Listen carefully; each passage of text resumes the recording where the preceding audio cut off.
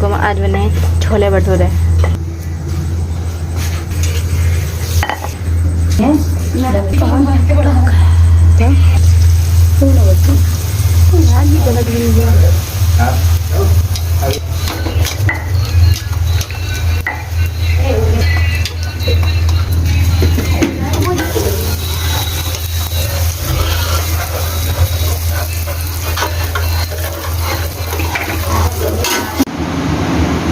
हमारे छोले भटूरे बनकर तैयार हो गए।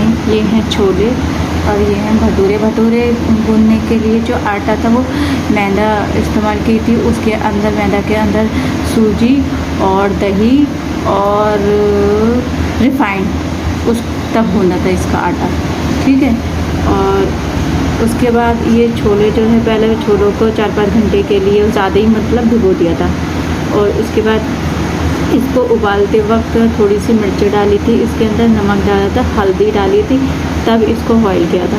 और जब ये बॉईल हो गए तो उसके बाद इसको पकाने के लिए टमाटर, प्याज और हरी मिर्चें और मतलब सारे मसाले, गरम मसाले और जितने भी मसाले होते हैं सब चीज़ उसके अंदर पहले भून लिए। भून के जब फिर उसके अंदर इसको भगा रहा है और 4-5 सीटी लगाई, ठीक है। और ये है खीर, ये गोभी आलू की सब्ज़ी है और ये पालक की सब्ज़ी है और बाकी ये सलाद है। तो मैं खाऊंगी सबसे पहले खीर।